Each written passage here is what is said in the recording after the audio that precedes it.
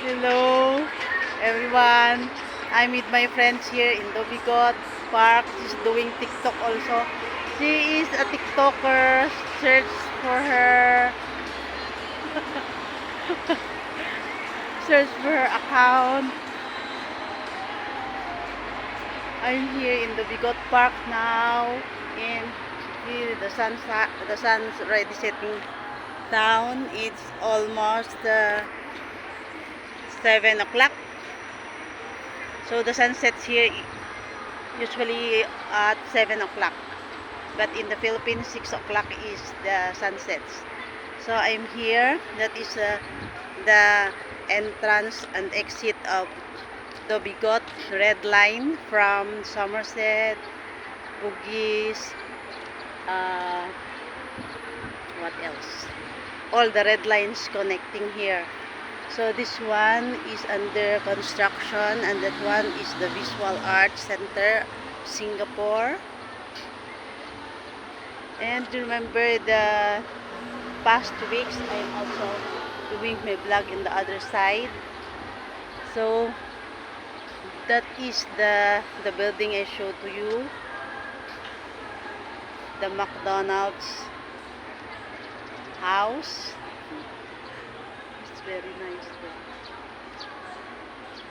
I love these flowers. This is santan. We have so many like this in the Philippines, and that is the bougainvillea. My favorite flowers.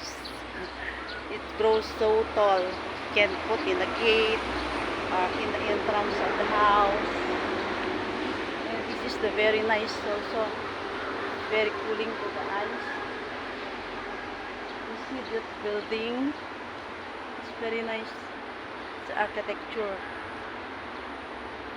Oh, see, when it's setting, the sun sets setting down, the flowers also going down, the leaves. It's very nice. Or maybe just lack of water, I don't know, but because this other is alive. Oh, I like to sit down here in this bougainvillea, Bermuda grass.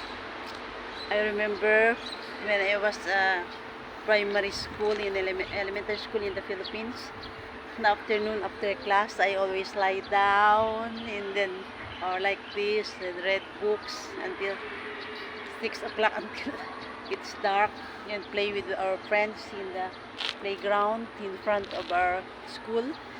So I hope when I go home, I can visit my alma mater and some of my relatives, teachers. We are all teachers, but I'm not a teacher.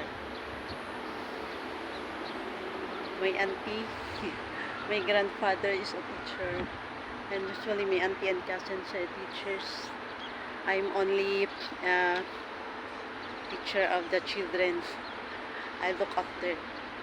So this is Dobigot Park. Yo, so windy. Wow, love it. This is Dobigot Park. Very nice. There's sunsets now. There's so many people relaxing here because of the place. Very nice. And then there is the busy road. That is the mall.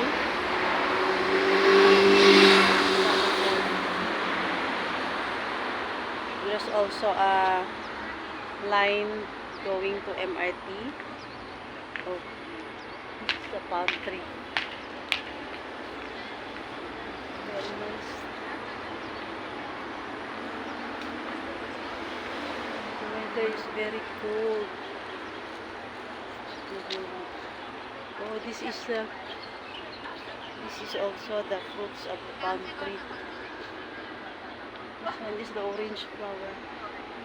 Palm tree. We have so many like that in the Philippines. Very nice. It's windy now.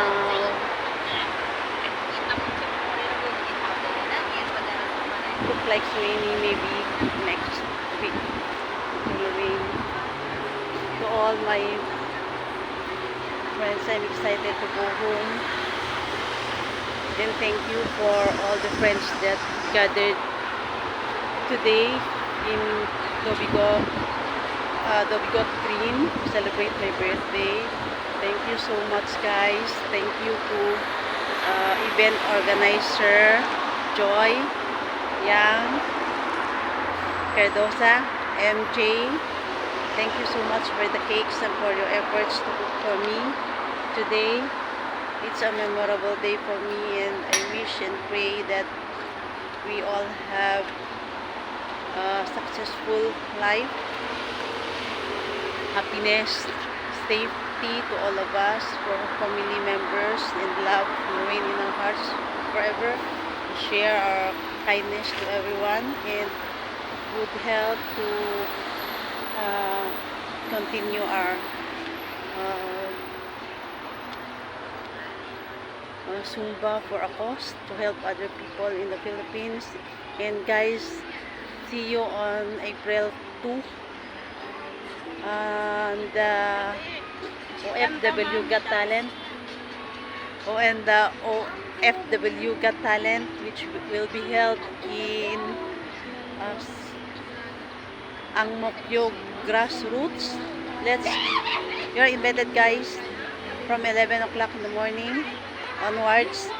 See you. I'm the number 5 contestant, and I'm the oldest. I try my luck, and even though maybe I will try, but I will try and I will try.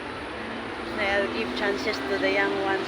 I just want memories here in Singapore, and I try my very best to share with you the message of the song I will sing. I'm not a good singer. You can listen to my song, one song there in my channel, and you can see that I'm not a professional, but I love to sing. See, my friends,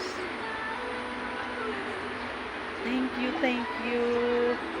for my subscribers. Thank you very much for subscribing my channel.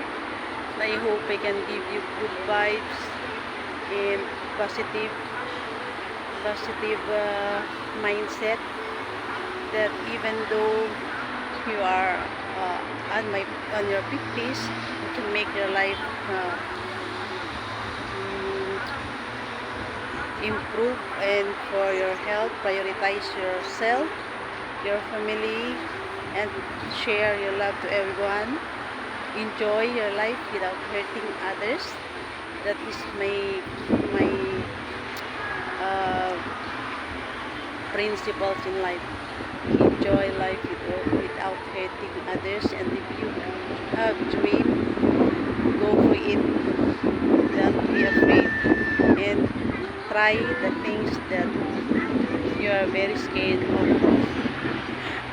and will make you grow. Thank you very much, guys. Thank you. Love you all. Stay safe, and God bless everyone. See you again. Bye bye.